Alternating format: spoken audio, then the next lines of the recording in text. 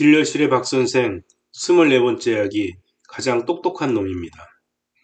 결혼한 지 얼마 되지 않는 신혼부부가 임신이 안 된다고 병원에 오는 경우가 종종 있습니다. 대부분은 결혼 후 1, 2년이 지난 다음에 임신이 안 되어 불임검사를 받으러 오지만 드물게는 성질이 급해서 그런지 아니면 결혼 전에 오랫동안 해서 그런지는 모르겠으나 결혼한 지 몇 개월도 안 되어 임신이 안 된다고 불임검사를 받으러 오는 사람들도 있습니다. 그런 부부들이 진료실에 오면 1년 정도는 지켜보고 나서 검사하는 것이 어떠냐고 설명을 드립니다. 그렇게 설명을 하면 부인과 결혼 전부터 많이 했는데 왜 안 되냐고 묻기도 하고, 어떤 사람은 결혼 전 다른 여자를 임신시킨 적이 있는데 부인하고는 임신이 안 된다고 당당하게 말하기도 합니다. 하지만 결혼 전에 임신을 원하는 여자가 얼마나 되며 만약에 임신이 됐더라도 그 남자와의 관계에서 아기를 가졌다고는 100% 믿을 수 없습니다. 불임을 유발하는 원인은 남자 쪽 문제 50%, 여자 쪽 문제 50%로 동일합니다. 그 중에서 신혼에서 발생하는 불임의 원인 중에 가장 많은 것은 펄티 테크닉입니다. 즉, 테크닉 부족으로 임신이 안 된다는 것입니다. 이런 원인을 불임 부부에게 말하면 말도 안 되고 자기들은 자신 있고 그 분야에 있어서는 프로라고 생각을 하면서 우는 사람들도 있는데, 실제로 이것이 가장 큰 불임의 원인입니다. 여자 쪽의 불임 검사는 대증공이 아니므로 제외하고, 남자 쪽의 불임 검사는 정액검사, 혈액검사, 고환조직 검사가 있습니다. 정액검사는 정액을 받아서 그 안에 있는 정자수, 정자의 운동성, 형태 등을 검사하는 방법이고, 혈액검사는 정자 생성과 관련 있는 호르몬을 체크하는 검사입니다. 황체 형성 호르몬, 난포 자극 호르몬, 남성 호르몬을 검사하는데 정자 생성 부전이 1차적인지 2차적인지를 확인하는 방법입니다.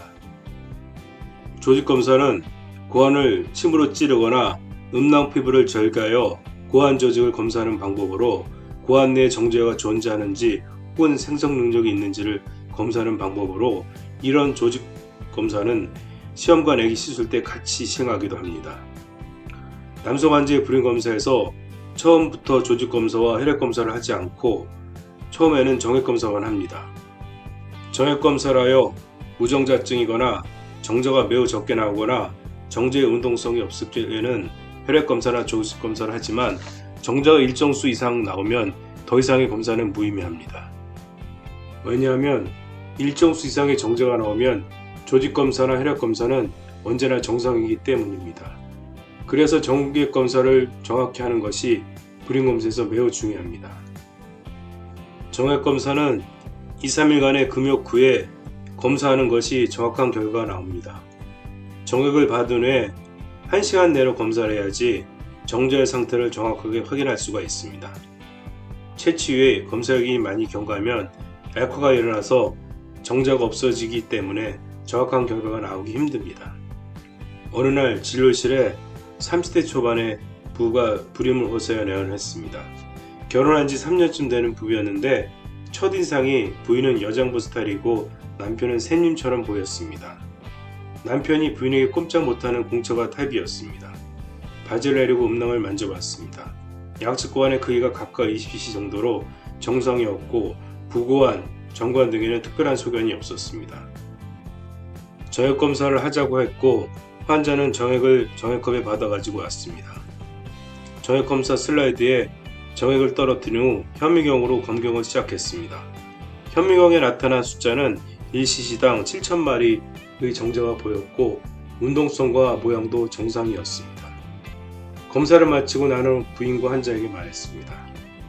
정상인들은 대개 정액 1cc당 6천만 개 이상이고 많은 사람이 8천만 개에서 1억 마리 정도가 나옵니다.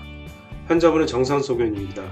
한 번 사정할 때마다 3에서 4억 마리 정도가 나와서 그 중에 가장 똑똑한 한 마리가 수정되는 겁니다.